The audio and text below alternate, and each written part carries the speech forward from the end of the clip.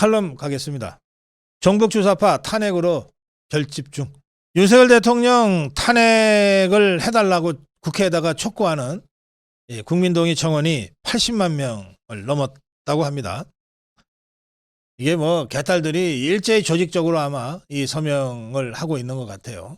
그래서 제가 아까 댓글창에서 위헌정당 민주당 해산 청원 시작됐다 하면서 여러분들 다 참여해달라고 말씀도 드렸습니다. 뭐 이게 숫자 갖고 경쟁할 일은 아니지만 기왕에 시작했으면 저 종북 주사파들의 또 개딸들의 조직적인 국민 동의를 넘어서는 그런 위헌정당 민주당 해산 청원 동의가 수적으로도 압도적이라고 하는 것을 보여줄 수 있었으면 좋겠습니다. 자, 그런데 한편으로는 이런 윤석열 대통령 탄핵이라고 하는 종북 주사파들의 새몰이가 탄핵 쪽으로 분위기를 만들어 가면서도 더불어민주당은 아이고 그래도 좀 신중하게 접근해야 돼. 잘못하다가 역풍을 맞을 수가 있어. 그런 입장을 보이고 있다고 합니다. 이게 노무현 때 있었던 일입니다. 노무현이 탄핵은 당했어요. 국회에서.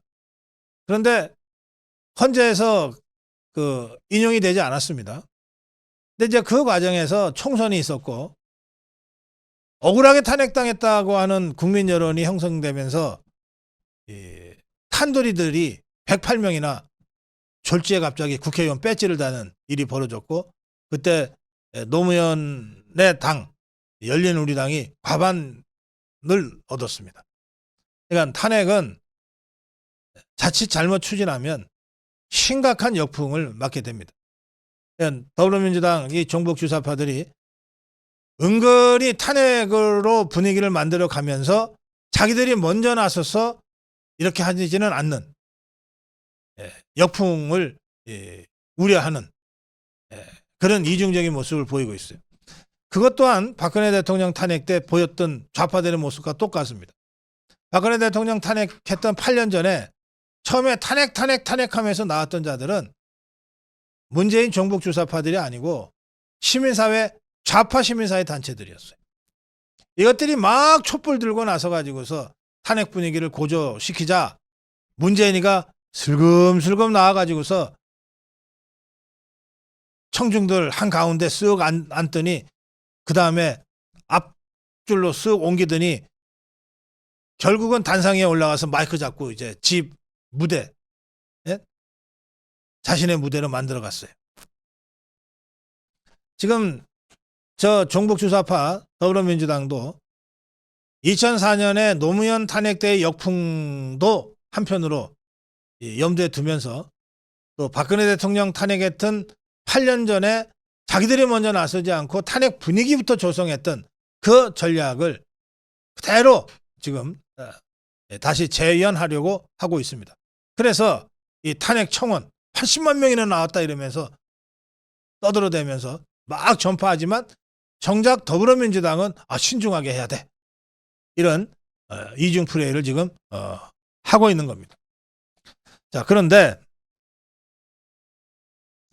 여기서 주목해야 될 것은 8년 전에 박근혜 대통령을 탄핵할 때의 그 행동대에 해당되는 종북 주사파 단체들의 활동 움직임이에요. 이것들이 결집이 시작됐어요. 이것들이. 저는 조만간 윤석열 대통령 탄핵을 전면에 내걸고 이 종북 주사파들이 촛불 집회를 대대적으로 벌일 거라고 생각합니다. 그런 상황을 예감케 하는 여러 가지 전조들이 있어요. 지금 저 종북 주사파 유튜브들이 갑자기 동시 시청자 숫자들이 막 급증하고 있습니다. 이 자들 하나같이 다 탄핵하고 있는 자들이.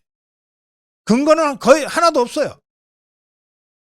온갖 추측과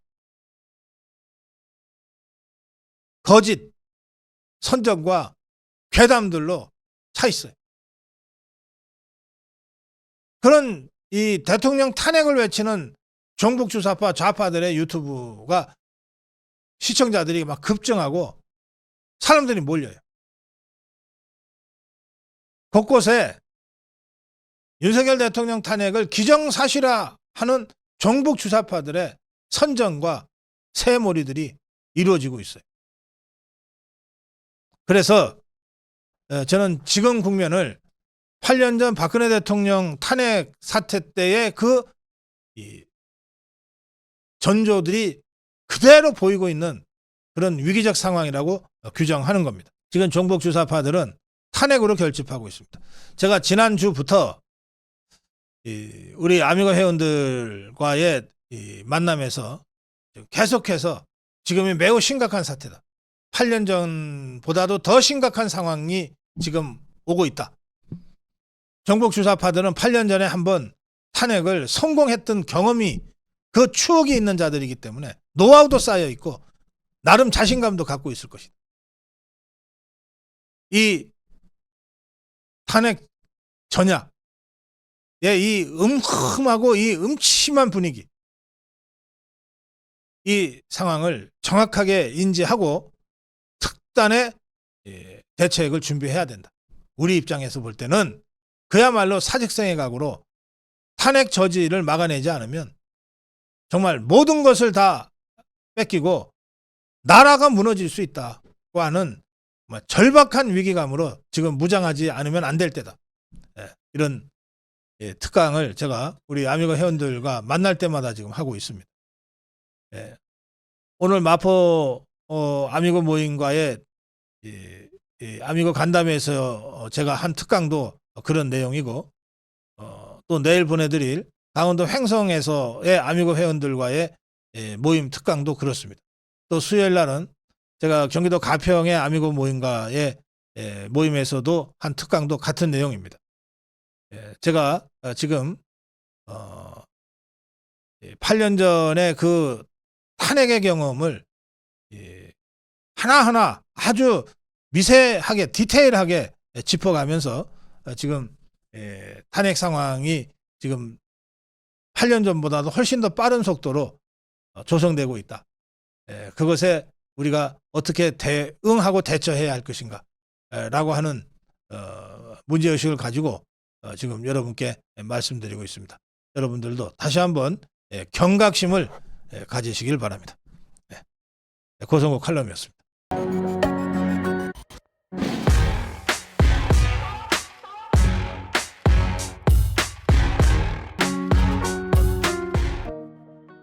고성국 칼럼 총선백서 즉각 공개해야. 저는 백서를 얘기할 때마다 두 가지가 떠오릅니다. 하나는 9.11 테러 백서입니다. 1990년에 있었던 9.11 테러, 그걸로 미국의 무역센터 건물이 무너지고 6천여 명의 사상자가 발생했는데, 그 9.11 테러의 원인을 진단하고 그런 참극이 다시 벌어지지 않도록 대책을 세우는 백서 작업이 무려 6년 동안 계속됐습니다. 그 백서에서 제시한 여러 가지 그 대안들이 있는데, 그 중에 하나가 DNI의 신설입니다. 16개 미국 각급 정보기관들의 정보가 칸막이로 막혀서 정보는 있는데 유통 공유가 안 돼가지고 오히려 이 9.11 테러를 막을 수 있는 테러를 우리가 막지 못했다고 하는 반성으로 16개 정보기관을 정보 통화라는 DNI라고 하는 국가 정보국을 신설하게 되죠. 그러니까 이런 것들이 백서입니다. 또 저 좌파들의 예가 되겠습니다만, 2012년에 문재인이가 박근혜 대통령한테 선거에 지고 난 다음에 패배 백서를 작업을 했는데, 한상진이라는 교수를 책임자로 해서 6개월 동안 백서 작업을 시켰어요. 그 백서에서 나오는 여러 가지 제안들 대로 따라가서 저것들이 2017년에 마침내 정권 탈환을 하기에 이르렀습니다. 백서는 그런 겁니다. 그래서 저도 백서는 타이밍보다는 그 내용이 중요하다. 빨리 내는 것보다는 충실하게 내는 것이 중요하다. 저는 그렇게 늘 평소에 생각합니다. 하루 이틀 늦는 게 중요한 게 아니고 하루 이틀 빨리 발표하는 게 중요한 게 아니고 충실하게 내용을 채우는 것이 중요하다. 자, 제가 평소에 이렇게 생각하지만 그러면 제 얘기가 시점은 언제라도 상관없다 이런 뜻이겠습니까? 아니죠. 시점보다 내용이 중요하다는 것이지 내용만 충실하게 채워진다면 백서는 빠르면 빠를수록 좋다. 그렇지 않습니까? 더구나 4.10 총선 패배 백서를 작업을 하는데 그 패배를 딛고 똑같은 패배를 되풀이하지 않기 위해서 새로운 지도부를 구성하는 전당대회를 지금 7월 23일 앞두고 있습니다. 그러면 일부러라도 그 전당대회 전에 총선 백서가 공개적으로 발간이 돼서 4.10 총선이 어떻게 진행이 됐고 왜 졌는지를 백서위원회 차원에서 객관화된 여러 가지 분석과 진단과 대안을 내놓고 그걸 당권 주자들이 토론도 하고 취사 선택도 하고 그러면서 백서에서 제시된 그런 대안을 내가 대표가 된다면은 이렇게 하겠다. 이렇게 가져가는 것이 너무나 자연스러운 것 아니겠습니까? 그래서 이게 정상적으로 하자면 내용이 중요하죠. 타이밍보다는 내용이지만 동시에 7월 23일 전대가 결정이 되면 백서팀으로서는 가급적이면 7월 23일 전에 좀 집중적으로 회의를 해서라도 최대한 빨리 백서를 마무리해서 전당대회에 좋은 밑자료로 제시하는 것이 정상 아니겠습니까? 또 당에서도 그렇게 주문을 해야 마땅하죠. 새 지도부 구성하는 전대는 끝났는데 뒤늦게 백서는 나왔고 그러고 보니까는 백서에서 지적한 여러 가지 문제들이 새 지도부에는 구성하는 데는 전혀 반영도 안 되고 수렴도 안 되고 그거 얼마나 웃기는 얘기입니까? 그래서 일부러라도 전당대회 전에 좀 체근을 해서라도 백서 좀 빨리 내달라. 전대 전에. 이래야 마땅한 겁니다. 그런데 지금 국민의힘 당은 완전히 거꾸로 가고 있어요. 백서팀이 열심히 작업을 한 것 같습니다. 해서 다 끝났대요, 작업이. 일부러라도 좀 당겨서 전대 전에 시간을 맞춰달라고 해야 될 판에 백서팀이 열심히 작업을 해서 작업이 이미 끝났어요. 그러면 즉시 공개해야죠. 즉시 공개해야죠. 이 백서위원들은 당연히 제 생각대로 나름 열심히 했고 자기들의 작업 성과가 전대에 어떤 형태로든 반영되고 구현되고 수렴되기를 원하니까 지금 발표합시다 라고 한다는 겁니다. 그런데 이걸 막고 있는 데가 있어요. 그게 비대위원회라는 겁니다. 도대체가 이해할 수 없는 비대위예요. 도대체 무슨 이유로 작업 끝난 백서를 출간을 못하게 만드냐. 제가 들여다봤더니 황당하기 짝이 없어요. 자, 특위 내부의 특위위원들은 다음 달 23일 전당대회 전에 백서 출간해야 한다는 의견이 압도적 다수라는 거예요. 그런데 비대위원회, 지금 당은 비대위원회 체제죠. 비대위원회는 전당대회 전 출간에 대해서 부정적이라는 거예요. 전대에 영향을 줄까봐 부정적이라는 거예요. 아니 그럼 백서 뭐하러 작업합니까? 누구에게 유리하다 불리하다를 떠나서 아니 전대가 총선의 패배를 딛고 새로운 미래를 열기 위해서 새 지도부를 구성하는 거라고 한다면 당의 공식 백서 팀이 있잖아요.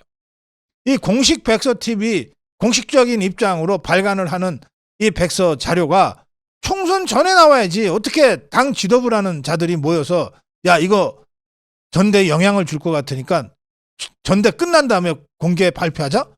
이게 무슨 말이나 되는 얘기입니까? 예, 특위가 다양한 방식으로 총선 패배 원인을 진단한 모양인데 이 중에 빅데이터 분석도 있답니다. 빅데이터 분석을 해보니까 총선 패배 원인의 가장 책임이 큰 사람, 패배 비중이 가장 큰 사람이 한동훈으로 나왔다는 겁니다. 특위 관계자는 한동훈이라는 이름을 특정하지는 않았지만, 그러니까 읽어보면 알 정도로 이게 너무나 분명했다는 거예요. 또 심각한 당규 위반도 있었다. 총선 과정에서. 이게 뭐 공천 과정 뭐 이런 거일 겁니다, 아마. 그래서 특위는 총선 과정에 가장 책임이 컸던 한동훈과의 면담을 추진했어요. 특위 쪽에서 계속 면담을 요청했는데 한동훈이가 끝내 응하지 않았다는 겁니다. 자, 이런 과정을 거쳐서 특위의 백서 작업이 끝났습니다. 출간하면 돼요. 말씀드린 대로 특위는 즉각 발표하자. 만약에 작업은 이미 전대 한 달 20일 전에 작업이 끝났는데 이게 특정인한테 뭐 부정적 영향을 줄 것 같아서 전당대회 후로 발표를 미뤘다면 전당대회 결과가 어떻게 되건 엄청난 후폭풍이 불어질 수밖에 없다. 이게 뭐 눈 가리고 아웅 하는 것도 아니고 말이지. 예, 윤상현은 이렇게 얘기했습니다. 전대 이전에 공개해야지. 아니 그리고 그걸 가지고 후보들이 논쟁할 수 있도록 해줘야지. 무슨 짓들 하는 거야. 나경원은 지난 총선에 당이 원칙에 입각해서 운영이 됐는지 안 됐는지 이거 들여다보려면 총선 백서가 당연히 전당대회 전에 공개가 돼야지. 무슨 얘기입니까? 지금 작업이 끝난 총선 백서 이거 전대 이후에 공개해야 된다고 굳이 부득부득 우기고 있는 자, 이 자야말로 총선 패배에 가장 큰 책임이 있는 자. 고성국 칼럼이었습니다.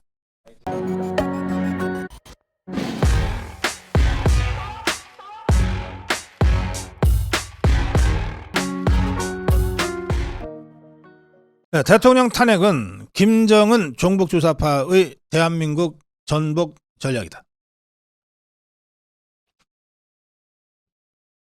국회 국민동의 청원이 100만 명을 넘어섰습니다. 박찬대는 더불어민주당 원내대표죠.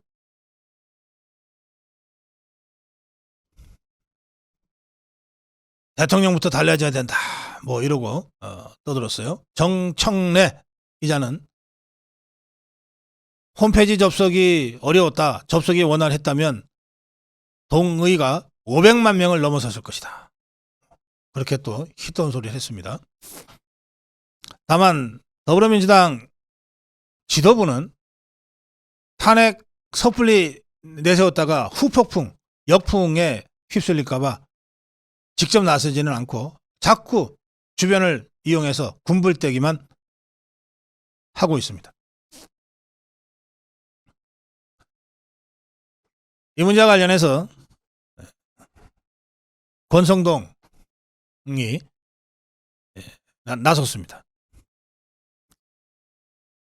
민주당은 탄핵 청원이 100만 명을 넘었던 문재인에 대한 탄핵을 추진한 적이 있냐 그러면.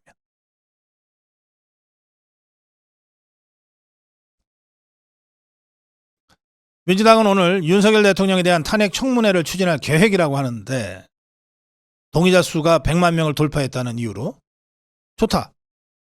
그럼 민주당은 왜 지난 2020년 3월에 문재인 탄핵 촉구 청원 게시글이 무려 146만 9,023명의 동의를 얻었는데도 그때 탄핵 청문회를 추진하지 않았냐. 이재명 체제에서 탄핵 남발이란 민주당의 지병과 같다. 이 민주당의 지병이 헌정 질서와 법치주의를 병들게 하고 있다. 또 얼마 전에 해병대 1사단장 임성근 사단장이 김건희 여사 라인이라고 하는 의혹을 누군가가 제기를 했어요. 임성근 사단장과 도이치모터스 사건 관련자 골프 모임 추진 단톡방 이것과 관련된 언론 보도가 있었습니다. 제가 내용을 보고 정말 하도 가짜나서 제가 이거는 아예 제가 다루지를 않았습니다. 그런데 권성동은 이 보도 자체가 제보 공작 사건이고 정언 유착 사건이다. 이렇게 규정했습니다. 여기 단톡방에 변호사 C라는 사람이 등장하는데 권성동은 이 C가 김규현 변호사로 추정된다고 주장을 했어요. 그러면서 이 김규현 이자는 문재인 정권의 정무비서관이었던 김광진이의 보좌관 출신이고 지난 총선 더불어민주당 서대문구 경선에 참여했던 자고 또 박정훈이 그 항명 사건으로 수사받고 있는 해병대 전 수사단장의 변호인이기도 하다는 거예요. 권성동은 만일 이 김규현 이자가 의혹의 당사자라면 단톡방 캡처본 제작자가 민주당 의원들의 질의에 관여한 것이 된다. 또 이를 보도하도록 이슈를 재확산하고 본인이 변호를 맡은 사건을 본인의 정치적 이익을 위해 활용했다는 의혹을 피하기 어려울 것이다. 그러면서 권성동은 캡처본을 직접 보진 못했기 때문에 단언할 수는 없으나 유튜브 김호준이 방송 같은 데입니다.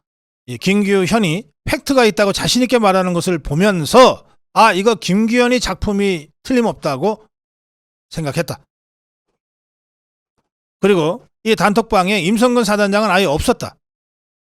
임성근 사단장은 없었고 골프 모임도 성사되지 않았고 오히려 민주당 정치인이 있었을 뿐이다. 이렇게 밝혔습니다. 더불어민주당이 청원 100만 명 넘었다는 것을 근거로 탄핵 청문회를 하겠다고 하자 나경원은 비겁한 민주당의 정치에 국민이 법과 상식의 힘으로 이재명을 탄핵할 것이다. 민주당이 윤 대통령 탄핵 청문회를 연다고 하는데 탄핵을 추진한 명분도 없고 용기도 없으면서 개딸 눈치나 보며 끌려가는 비겁한 정치다. 민주당 행보는 오직 기승전 탄핵밖에 없다. 최상병 특검 그 목적이 윤석열 대통령을 무너뜨리기 위한 것임을 모르는 사람은 없을 것이다. 지금 가장 시급한 것은 민주당의 탄핵 남용에 대한 대국민 청문회다. 국민이 법과 상식의 이름으로 이재명을 탄핵할 것이다. 이렇게 밝혔습니다.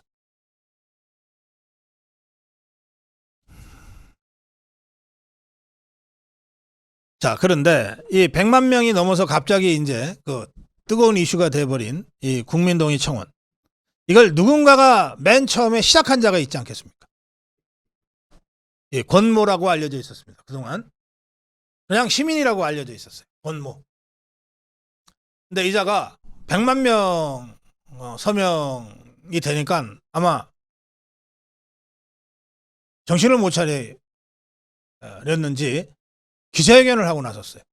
그 바람에 이자의 이제 신원이 밝혀졌어요.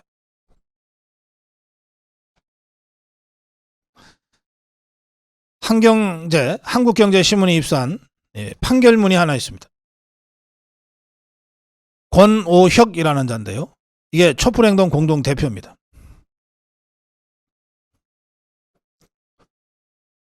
이 권오혁은 국회에서 윤석열 탄핵 국민청원 100만 돌파 보고 기자회견을 마치고 기자들과 만나서 앞으로 야권 지도부와 차례차례 면담하고 촛불 뜻과 함께하는 의원들과 모임을 결성해 원내 활동에 나설 것이다.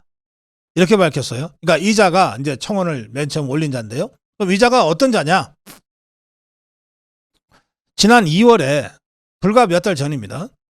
국가보안법 위반 사냥 고무 혐의로 기소돼서 1심에서 징역 1년 6개월, 집행유예 2년을 선고받은 자입니다.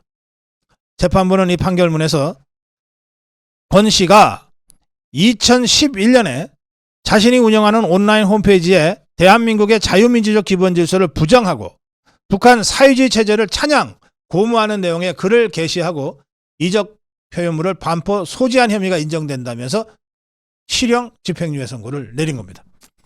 그런데 이게 처음이냐? 아니에요. 이 권오혁이죠. 이 자는 1998년, 2000년, 그러니까 김대중 정권 때예요. 종북 주사파 정권인 김대중 정권 때 두 차례에 걸쳐서 국가보안법 위반 혐의로 유죄 판결을 받은 자입니다. 이 당시 판결을 맡은 서울중앙지법 서울고등법원은 이 권오혁 이자에게 각각 징역 2년에 집행유예 3년, 징역 8개월을 선고했어요. 이 2심 판결문은 이렇게 나와 있습니다.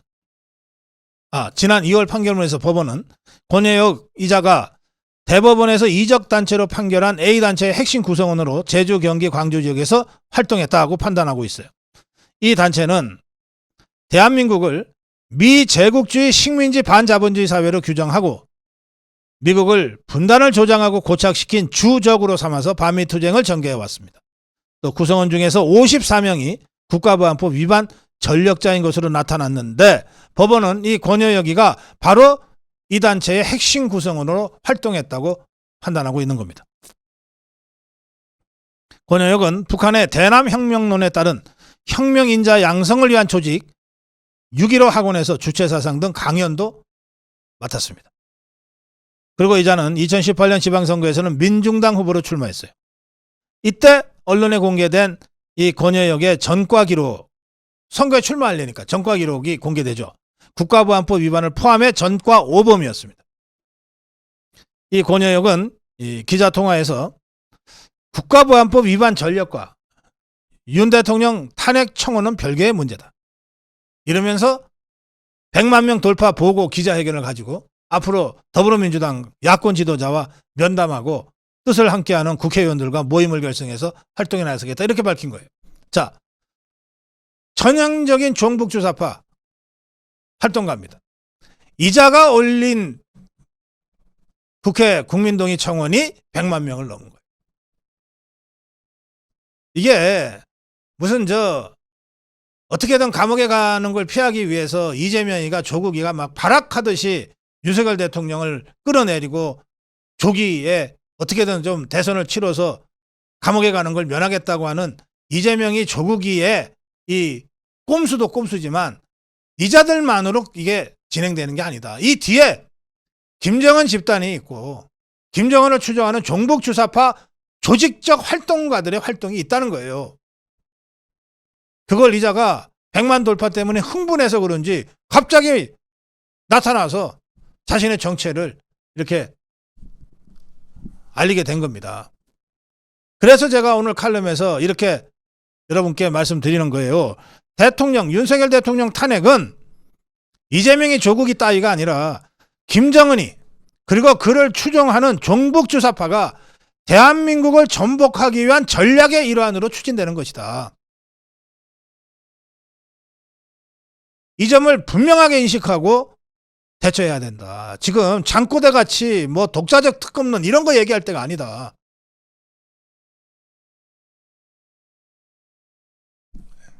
고성국 칼럼이었습니다.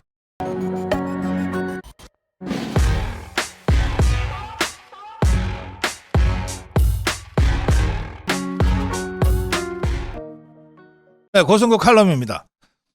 좌파가 100만 명의 국회 국민동의 가지고서 호들갑을 떨고 온갖 오만방자와 교만을 떨고 있어요. 정체를 딱 숨기고 있던 그 청원자 지 스스로 나타났어요. 기자회견을 하겠다고. 얼마나 즐거웠으면 기뻤으면 그랬을까 싶은데 막상 이자가 나타난 걸 딱 보고 확인을 해보니까 국가보안법 위반 혐의가 2개, 3개 있는 자예요. 혐의가 아니라 전과가. 간첩인지 아닌지는 모르겠지만 종북 주사파 활동가는 확실한 자입니다. 이런 자가 청원을 했고 누가 청원했는지도 모르고 그냥 윤석열 그러면 쌍심 지키고 달려드는 저 개딸들이 그냥 달려들어서 100만 명을 만들어 놨어요. 그거 갖고 저렇게 호들갑입니다. 그래서 제가 오늘 여러분께 눈에는 눈으로 이에는 이로 어쩔 수 없다. 1000만 명 서명으로 박살 내버리자. 그렇게 여러분께 제안합니다. 우선 1000만 명 서명운동에 뭘 서명하는지는 여러분이 내용은 아셔야 되니까 지금부터 말씀드리겠습니다. 원래 여기는 100만 명 국민 서명운동이라고 되어 있습니다. 제목이 위헌정당 더불어민주당 진보당 해산 100만 국민 서명운동에 동참해 주십시오. 이렇게 되어 있습니다. 그러니까 저는 이걸 100만을 1000만 명으로 높이자고 제가 말씀드리는 겁니다. 내용은 이렇습니다. 대한민국 헌법 제8조 제4항은 자유민주주의 체제 수호를 위해 정당 해산 제도를 두고 있습니다. 더불어민주당은 국민이 뽑은 대통령과 장관들, 자신을 수사하는 검사, 판사들을 탄핵하고 국민과 기업 활동의 자유와 재산을 약탈하는 입법 독재를 자행하고 온갖 위헌적 악법을 양산하고 있습니다. 대한민국 헌법이 명한 권력분립 제도와 자유민주적 기본 질서를 무너뜨리고 있습니다. 진보당은 2014년에 해산된 종북 위헌정당 통진당의 명백한 대체 정당입니다. 진보당을 해산하고 국회에 진출한 의원 3명을 즉각 제명해야 합니다. 이들 두 위헌정당 해산을 요구하는 1000만 국민 서명으로 헌법재판소에 위헌정당 해산 심판을 명령합시다. 여러분의 참여가 대한민국을 살립니다. 이렇게 되어 있습니다. 자, 이 서명운동에 공감하신다면 지금 서명해 주십시오. 서명은 간단합니다. 저희들 댓글창에 올려져 있는 링크 있잖아요. 주소. 이 주소를 링크하시고 클릭하세요. 클릭하시면 이런 게 나옵니다. 클릭하시면 이런 게 나오는데요. 이게 뭐냐면 성명, 여러분들 이름 쓰시면 되고 출생연도 4자리 숫자, 저 같으면 1958 이렇게 쓰면 돼요. 휴대전화번호 010 포함해서 써야 됩니다. 010 얼마에 얼마 11자리가 나와요. 그 다음에 주소는 시도 구까지만 쓰면 됩니다. 경기도 양평군 내서면 또는 서울 서대문구 여기까지만 쓰면 돼요. 주소 다 쓰실 거 없어요. 뭐 아파트 몇 동 몇 호 이런 거 안 쓰셔도 돼요. 간단하죠. 이름, 출생연도, 생년월일이 아닙니다. 1958 이렇게 쓰시면 돼. 그 다음에 휴대전화는 11자리 다 쓰시고 010까지 포함해서 쓰셔야 돼요. 그리고 주소는 서대문구, 서울시 서대문구, 서울시 마포구 여기까지만 쓰시면 됩니다. 자, 그리고 나면 이제 이게 나와요. 이게 나오는데 뭐냐 이게 진보당 더불어민주당 해상 국민운동본부 해서 동의합니다. 동의하지 않습니다.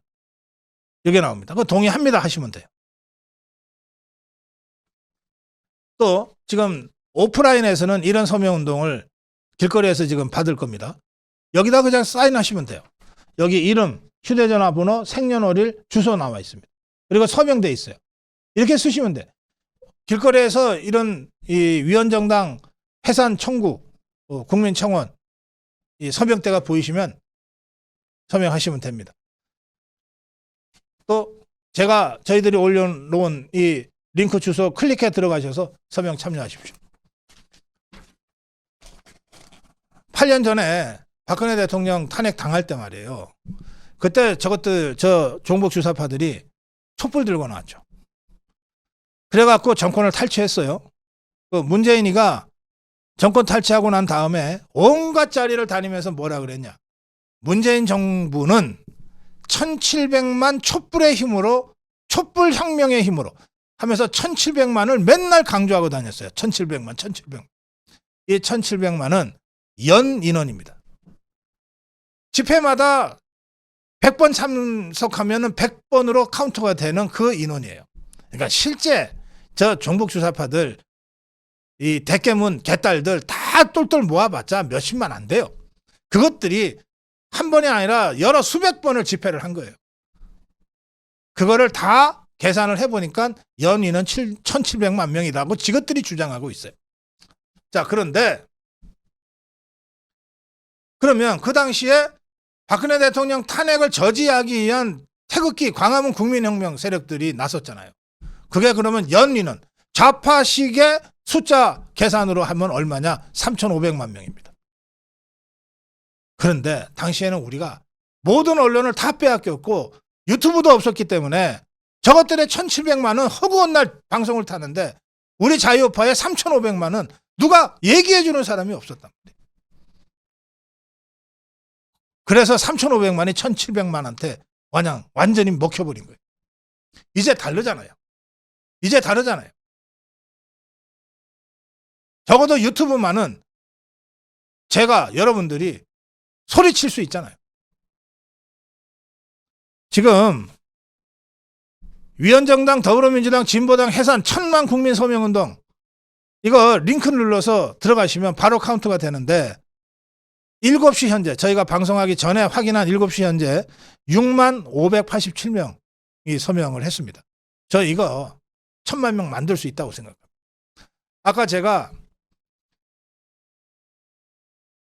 자유총연맹 70주년 기념식 소개하면서 말씀드렸죠. 자유총연맹의 출범은 자유민주주의 체제를 수호하기 위한 것이었다.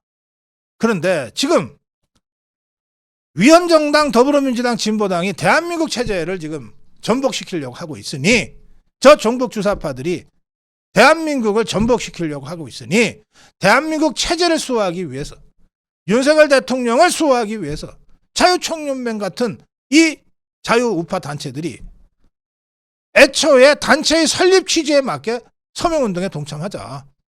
제가 이렇게 주장하는 겁니다. 2019년 광화문에 모였던 수백 수천의 자유우파 단체들이 있습니다. 그 단체들 대한민국을 수호하기 위해서 모였잖아요. 그리고 우리가 종북주사파와 싸워서 이겼잖아요. 그래서 윤석열 대통령을 대통령으로 선출했잖아요. 그러면 그때의 그 자유우파 윤석열 대통령한테 표를 찍은 1,640만 표 이들은 지금도 대한민국에 살고 있어요. 그들이 바로 이 청원에 서명해달라는 겁니다. 저 좌파들 개딸들 중심으로 조직적으로 동원해서 끼케야 100만 서명 갖고서 저렇게 호들갑 들고 까불고들 있는데 이거 우리 자유파 1,000만 서명으로 완전히 압도하고 초전 박살 내자는 거예요. 광화문에 나오라는 것도 아닙니다. 이 링크 주소를 여러분들 주위에 우리 자유파도 다 이제 단톡방하고 다 하잖아요. 커뮤니티 다 하고 열심히 알려주세요. 1,000만 서명이 대한민국을 지키고 윤석열 대통령을 지킬 수 있는 길이다. 가장 손쉬운 길이다. 그리고 가장 효과적인 길이다. 고성국 칼럼이었습니다.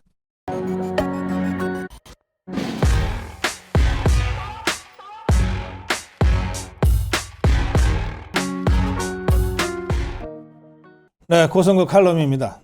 한동훈의 일십, 폐륜적이고 무모하다. 오늘 하루 종일 이것 때문에 우리 자유파 진영이 또 국민의힘 당원들이 정말 부글부글 끓었습니다. 끓었는데 아침부터 지금까지 계속해서 이 문제와 관련된 이 업데이트된 이 뉴스와 정보들이 쏟아져 나왔어요. 그래서 아침에 나온 기사들은 이미 구문이 된 것들도 많습니다. 그래서 제가 지금 이거를 우선 간추린 이 보도 분량만 해도 이 정도 되는데 이걸 하나 일일이 다 찾아가면서 얘기할 필요는 없을 것 같습니다. 김건희 여사에게 최재형이라는 종북주사파 용공분자가 좌파 유튜브와 짜고 함정을 파고 도둑 촬영을 해서 김건희 여사를 함정에 빠뜨리고 그걸 건수로 해서 윤석열 대통령까지 공격하겠다고 한 이 도둑 촬영 사건입니다. 이걸 몇 달 동안 계획을 하고 진행을 했어요. 근데 이 과정은 이 영상이 공개되고 난 직후에는 알 수가 없었죠. 그래서 이 더불어민주당과 종북주사파들은 이 최재형이라는 자가 뭐 김건희 여사한테 무슨 디올 파우치백 그거 주는 그 영상만 가지고서 봐라 김건희 여사가 뇌물 받았다 이런 식으로 몰아가기 시작했어요. 그런데 그게 불과 얼마 되지 않아서 이게 총선 전에 터뜨렸는데 불과 얼마 되지 않아서 어떻게 이런 도둑 촬영이 가능했을까? 그러면서 사실관계가 하나하나 드러나면서 김건희 여사가 이 디올 파우치백을 받은 것보다는 이런 공작을 몇 달에 걸쳐서 치밀하게 준비하고 그리고 이 도둑 촬영을 한 이 최재형과 그 일당들에 대한 이 도둑 촬영 사건이라고 하는 이 사건의 본질이 드러나면서 더구나 그 최재형이가 이 용공 혐의점이 매우 높은 자라고 하는 것이 드러나면서 사건의 초점이 바뀌기 시작했어요.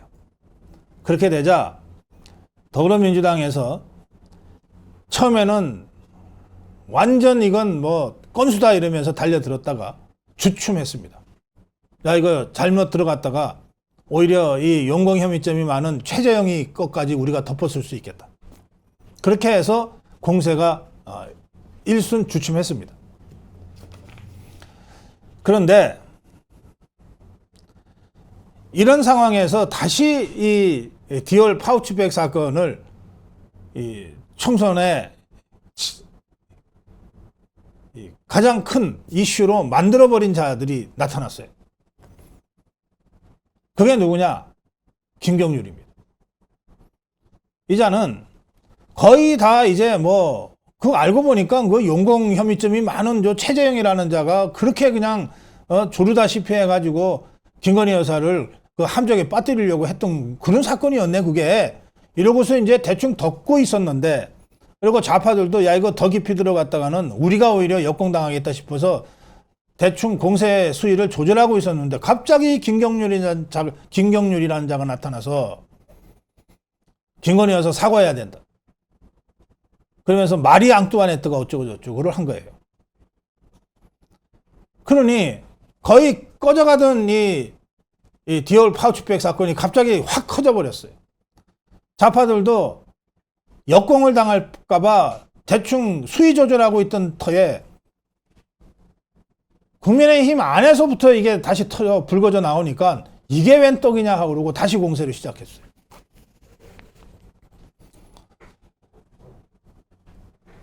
그렇게 하면서 이 김경일이라는 자가 김건희 여사한테 사과하라고 공개적으로 요구하고 나섰고,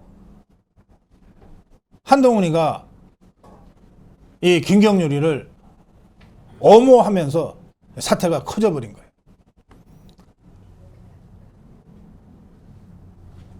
그 무렵이었을 것 같아요. 그 무렵에 김건희 여사가 얼마나 괴로웠겠어요. 자기는 선친과 뭐 아는 인연이 있다 그러면서 뭐 접근하는 이 사람을 10여 차례나 약속도 잡아주지 않고 뿌리쳤는데, 그렇게 그냥 가스라이팅 하듯이 하니까 한번 만나 줍시다 해서 만났는데 함정에 빠진 거예요. 그런데 이 최재형이라는 자가 사악한 자가 그냥 그렇게 해서 도둑 촬영만 한 게 아니라 그렇게 하면 김건희 여사가 그 파우치백을 어딘가에 들고서 막 자랑하듯이 다닐 줄 알고 그러고 기다리고 있었는데 전혀 그렇지가 않으니까 왜 제 선물 준 거를 안 들고 다닙니까? 라고 또 계속 이 가스라이팅 했다는 거 아닙니까? 그러니까 거의 함정에 빠질 뻔하다가 함정에서 벗어난 거죠. 그런 상태였기 때문에. 그런데 그것 때문에 어쨌든 남편인 윤석열 대통령이 공격받고 또 국민의힘이 곤란한 지경에 처하고 이 좌파들은 연일 그걸 갖고 공세를 하고 마치 여기에 편승이나 하듯이 김경률이 한동훈이가 자꾸 사과해야 된다고 압박을 하고 겁박을 하고 그런 상황이니 김건희 여사가 얼마나 힘들고 괴로웠겠냐고요. 그런데 이런 상황이 처음이 아니에요. 김건희 여사는 대선 때도 사실 윤석열 대통령보다 훨씬 더 이 악랄하고 정말 천박한 공격을 계속 받았지 않습니까? 뭐 온갖 무슨 이상한 그림까지 그려가면서 뭐 줄리가 어쩌고 저쩌고 하면서 그리고 뭐 학위가 어쩌고 저쩌고 하면서 그렇게 공격을 받았지 않습니까? 그래서 김건희 여사가 남편인 윤석열 후보가 정말 죽을 둥 살 둥 대선을 뛰는 그 중에도 거의 후보 부인으로서의 역할을 못하고 집에 갇혀 있다시피 했어요. 여러분 기억하시잖아요. 국회의원이건 대통령이건 선거를 치르면 후보 못지않게 후보 부인과 후보 가족들이 정말 자기 일처럼 뛸 수밖에 없어요. 그런데 지난 대선 윤석열 후보는 정말 목숨 걸고 죽을 둥 살 둥 뛰었는데 김건희 여사는 거의 대외적인 선거운동을 할 수가 없었어요. 나서면 공격받으니까 얼마나 괴로웠겠냐고요. 그래서 대선 때 김건희 여사가 사과하게 됩니다. 근데 사과했는데 사과를 하고 나서 오히려 더 사태가 좌파들이 공격하기 쉽게 좋게 돼버린 거예요. 당시에도 이대로는 안 되니 대통령 후보 부인이 뭔가 사과를 해야 되지 않냐고 하는 당내 여론이 있어서 사과를 한 거거든요. 등 떠밀리다시피. 근데 막상 사과를 하니까 뭔가 진짜 큰 잘못이 있는 것처럼 돼버리고 오히려 공격을 더 받게 되고 그러면서 대통령 후보인 윤석열 후보의 지지율까지 더 떨어지는 이런 현상이 벌어진 거예요. 제가 그 상황에서 제가 여러 차례 8년 전 박근혜 대통령, 그 당시에는 6년 전 박근혜 대통령이죠. 탄핵당할 때 등 떠밀려서 사과했다가 정말 수렁에 빠졌던 사례를 제가 여러 번 말씀을 드린 적이 있습니다. 박근혜 대통령도 그냥 사과 한 번 하면 될 줄 알고 정말 마음을 다 모아서 사과를 했는데 막상 사과를 하고 나니까 진짜 잘못한 것처럼 돼버리고 진짜 잘못한 것처럼 몰려가지고 그런데 사과는 사과대로 진정성이 있니 없니 해가면서 그래서 한 번 사과로 끝내지 못하고 두 번째 다시 끌려 나와서 사과하고 세 번째 또 나와서 사과하고 그래도 수습이 안 되고 상황은 더 악화되고 그때 제가 그래서 정치인은 사과 함부로 하는 거 아니다. 한 번의 사과로 완전히 깔끔하게 끝낼 수 있다는 확실한 상황과 자신이 있을 때나 사과하는 거다. 그리고 진짜 잘못했을 때 사과하는 거다. 잘못도 없는데 등 떠밀려서 사과하면 그것 때문에 더 큰 화를 입게 된다. 제가 그런 논평을 여러 차례 했습니다. 그때 경험도 있었을 거예요.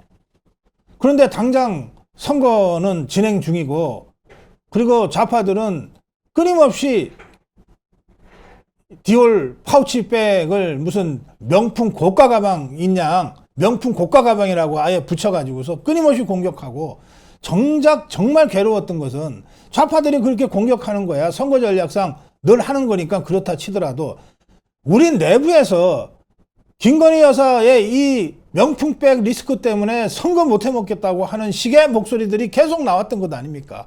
그러면서 사과하라, 사과하라, 사과하라.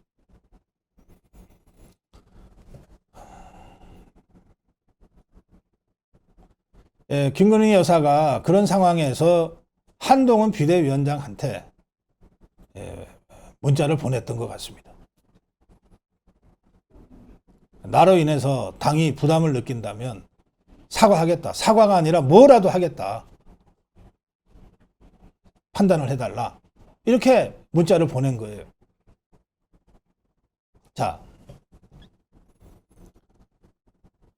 김건희 여사의 문자가 사적인 거였다고 생각하세요, 여러분? 김건희 여사가 사인인 한동훈한테 그냥 개인적인 사연을 써서 보낸 겁니까? 이 메시지가? 사안이 김건희 여사가 직접 공격 대상인 디올 파우치백 사안이었고,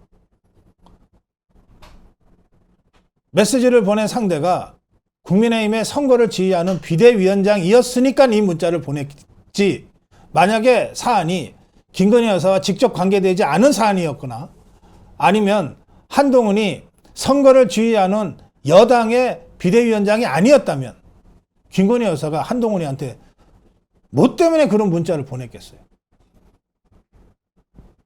그래, 이거를 개인 간 메시지라고 볼 수 있습니까?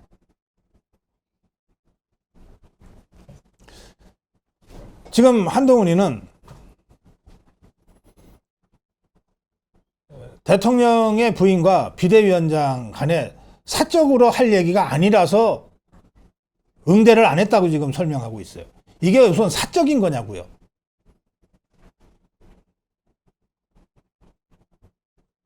그리고 출거 한동훈이나 김경률이, 한동훈이 똘마니들이 김건희 여사한테 사과하라고 좌파 이상으로 압박을 했잖아요. 그 사과를 하라고 하니 김건희 여사가 좋다, 그럼 내가 사과하겠다, 사과 아니라 뭐라도 하겠다, 어떻게 할까 하고 의논하는 메시지를 그럼 누구한테 보냅니까? 선거 총책임자인 한동훈이한테 보내지. 왜 김건희 여사가 윤석열 대통령하고 의논을 해서 대통령실에 공식 라인 비서실장 통해서 안 했을까? 여러분, 이거 자, 좋아요. 김건희 여사가 남편인 윤석열 대통령한테 이러저러 해서 내가 너무 부담이 되니 내가 사과라도 할까 싶어요. 그럼 윤석열 대통령이 그래, 사과해 했을까요? 예? 대통령이 이렇게 못난 사람처럼 보입니까? 그래, 사과해 그랬을까요? 잘못이 있어야 사과를 하지. 피해자가 왜 사과를 해? 도덕 촬영에 함정에 빠뜨리는 사람들이 저기 뽀젓이 있는데, 더구나 용공 혐의자들이 있는데 사과를 하려면 저자들이 해야지. 수사를 받아도 저자들이 받아야지. 피해자인 당신이 왜 사과를 해? 대통령 입장에서는 당연히 그렇게 하지 않았겠습니까? 하고 싶어도 못하는 상황이 벌어질 수 있다고 김건희 여사 생각했을 거예요. 그래서 대통령실의 공식 라인이 아니라 선거 책임자니까, 그리고 사과하라고 요구한 게 당이고 한동훈이니까 대통령실에서 사과하라고 그랬습니까? 김건희 여사한테? 그러니 사과를 요구하고 있는 당의 최고 책임자 한동훈한테 나 사과가 아니라 뭐라도 할 수 있다, 어떻게 할까요? 라고 의논하는 메시지를 보냈어요. 이게 잘못된 겁니까?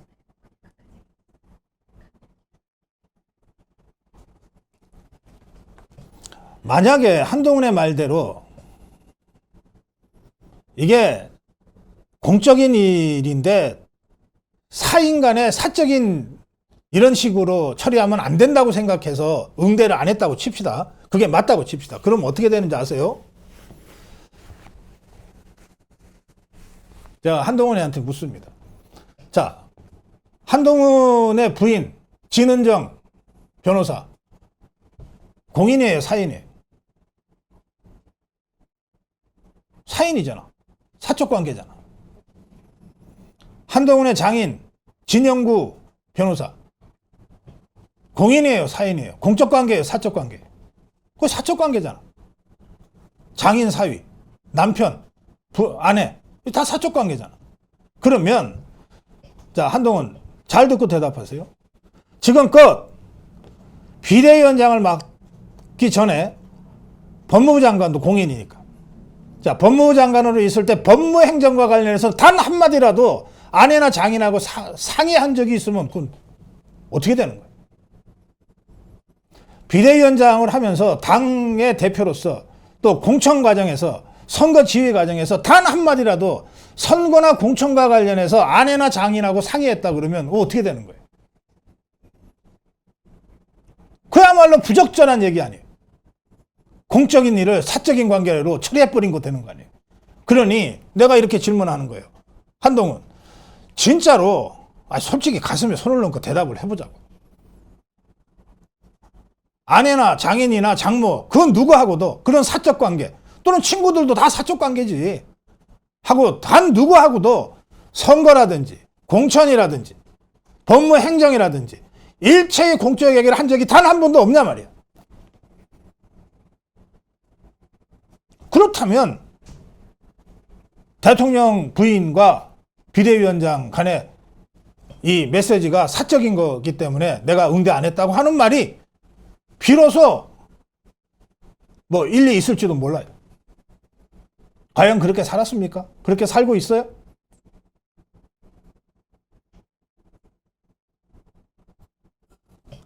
또 백보양보해서 그렇게 살았다 칩시다. 한동훈은 그렇게 산다고 칩시다. 그러면 김건희 여사는 사인이에요? 김건희 여사는 공인이에요. 대통령의 부인이 된 순간부터 공인이라고. 그러니까 24시간 감시 받는 거예요. 김정수이가 타지말 갔다 오고 뭐 옷을 뭐 화려하게 입고 다니고 뭐 액세서리를 하고 어쩌고 저쩌고 왜 관심 가져요? 이 사람이 개인이고 사생활이라고 한다면 우리가 왜 관심 갖냐고. 우리가 무슨 관음증 환자예요? 이 사람이 공인이니까 관심 갖는 거 아니야. 김건희 여사도 마찬가지 아니에요. 대통령 부인이고 대통령 후보의 부인이기 때문에 공인이기 때문에 좌파들이 공격을 하고 우리 내부에서도 사과하라 그러지.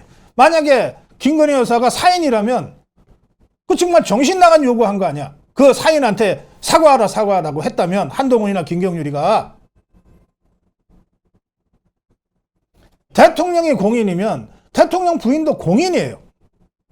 그리고 이 사안이 김건희 여사가 사과를 요구받고 있는 사안이었어요.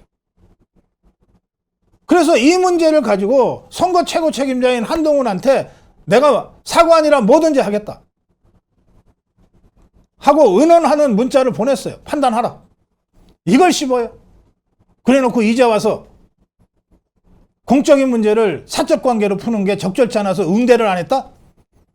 한 번도 아니고 문자를 5번이나 하고 전화까지 했다는데 5번을 다 일십하고 전화도 제대로 응대도 안 했다는데 이게 사람이냐 말이야.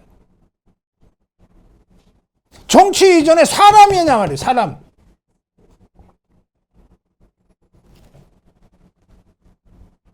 김건희 여사와 윤석열 대통령과 한동훈이 뭐 잘 모르는 서먹서먹한 사이라면 또 모르겠어. 세상에 알려지기로 10년 이상 그렇게 가깝게 정말 막내 동생 챙기듯이 막내 시동생 챙기듯이 그런 사이였다면서.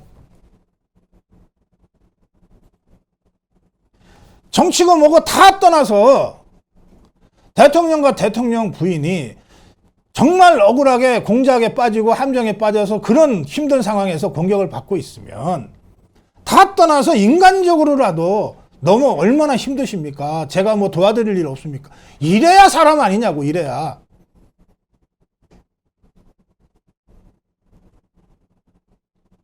사람 노릇도 제대로 못하는데 무슨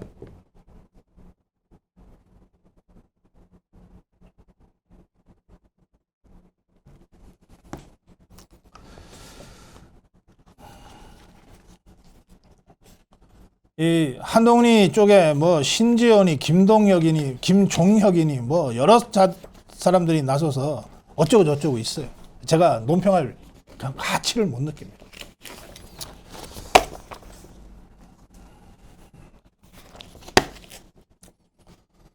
자, 여러분 제가 이 부분만 한계시키고 마무리하겠습니다.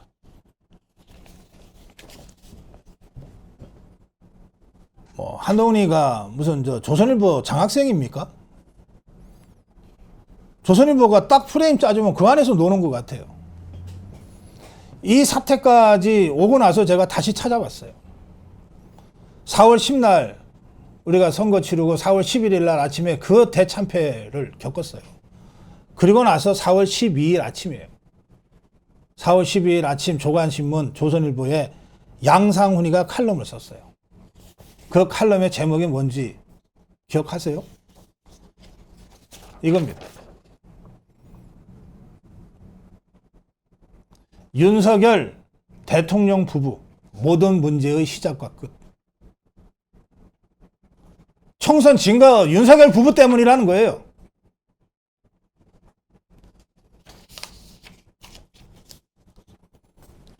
대통령 부부가 선거에서 졌으니까, 총선에서 졌으니까 대통령 부부가 책임 없다 할 수 없죠. 어떤 면에서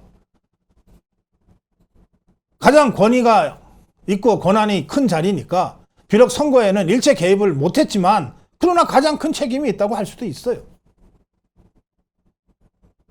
그런데 모든 책임을 다 뒤집어 씌우면 그걸로 끝납니까? 김건희 여사가 한동훈이한테 그 와중에 문자를 5번 보내고 전화를 하면서 사과 아니라 뭐라도 하겠다라고 한 거는 바로 이런 무한 책임을 느꼈기 때문에, 그리고 자기 때문에 혹시라도 선거에 부정적 영향을 끼칠까봐 내가 뭐든지 하겠다. 다 내려놓고 다 던지겠다. 그거 했던 거예요. 그걸 일십하고 외면한 게 한동훈입니다. 그래 놓고 조선일보는 모든 선거 책임, 참패 책임을 윤석열 부부한테 덮어 씌우고 있어요.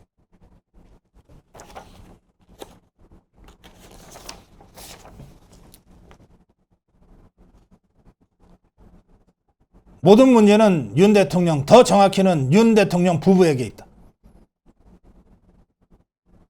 그러면서 그 앞에 뭐라고 썼냐?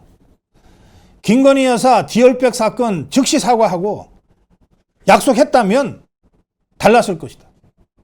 그런데 그렇게 안 했으니까 모든 문제는 윤 대통령, 더 정확히는 윤석열 대통령 부부에게 있다. 이렇게 딱 단정을 지어요. 이게 선거 참패 후 처음 나온 조선일보의 칼럼이에요. 양상훈 칼럼이에요. 대표 칼럼이에요. 그러니 이걸 보면 맞아. 그때 왜 사과라도 안 하고, 맞아. 그때 왜 사과라도 안 하고 라고 다들 생각했을 거 아닙니까? 그러면서 대통령 책임이 더 크다 이랬을 거 아닙니까? 근데 지금 우리가 드러났잖아요. 사실이. 김건희 여사는 사과 아니라 뭐라도 하려고 한동훈이한테 문자를 5번이나 보내고 전화까지 했는데 완전히 씹혔다는 거 아니에요. 여전히 그런데도 여러분, 모든 책임이 윤석열 부부에 있다고 여러분은 생각하십니까? 그렇다면 한동훈 찍으세요.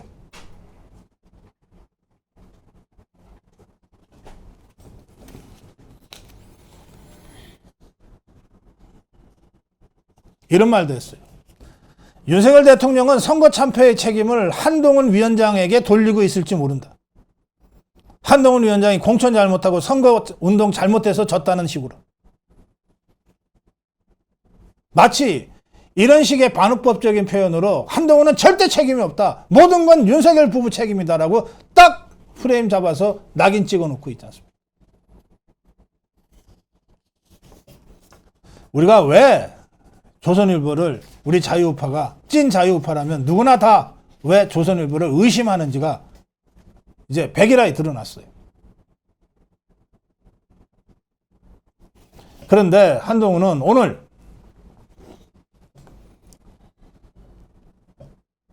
김건희 여사가 5차례나 문자를 보내고 전화까지 시도했다는 그 문자의 메시지, 이게 내용이 거의 다 지금 공개가 됐기 때문에 누가 봐도 아, 이거는 정말 김건희 여사가 당을 위해서 도움이 된다면 사과 아니라 뭐라도 하겠다고 하는 그 아주 간절한 그 메시지였다고 다들 이제 알게 됐어요.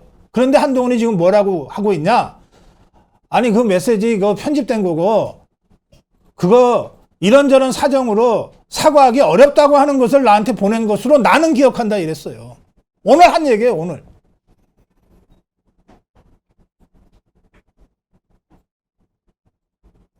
여러분들이 지금 모든 언론에서 다 다루고 있기 때문에 김건희 여사가 한동훈이한테 보낸 메시지 내용을 여러분들이 다 찾아볼 수 있어요. 그걸 보시고 과연 그 김건희 여사의 메시지가 사과를 할 수 없는 여러 가지 사정을 설명을 해서 사과 안 하겠다는 메시지인지, 아니면 진짜 당에 부담이 된다면 내가 사과 아니라 뭐라도 하겠다, 어떻게 할까요? 라고 의논하는 메시지인지 여러분이 판단하세요.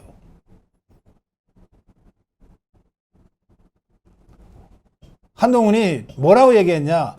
그러면서 그렇게 기억한다 그랬어요. 문자 원문이 공개됐을 때 대비해서 아, 그럼 제 기억이 잘못됐나 보네요, 틀렸나 보네요 라고 도망갈 구멍까지 만들어 놓고 지금 이 짓을 하고 있어요. 그래서 제가 폐륜적이고 무모하고 옹색하고 옹졸하다 그렇게 얘기하는 겁니다. 저는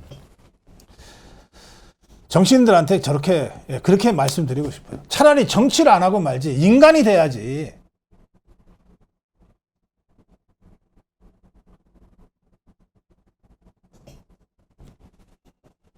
네, 고성국 칼럼이었습니다. 고성국 TV는 자유우파의 유일 정론 방송입니다. 고성국 TV는 윤석열 정권을 지켜내고 2024년 총선을 승리로 이끄는데 모든 힘을 다 쏟아부을 것입니다. 고성국 TV가 어떠한 외압에도 흔들리지 않고 오로지 자유우파의 정론 방송으로 나아갈 수 있도록 후원해 주십시오. 지금 바로 010-9045-3010으로 전화 주십시오. 정론 방송으로 보답하겠습니다. 감사합니다. 고성국 TV 화이팅!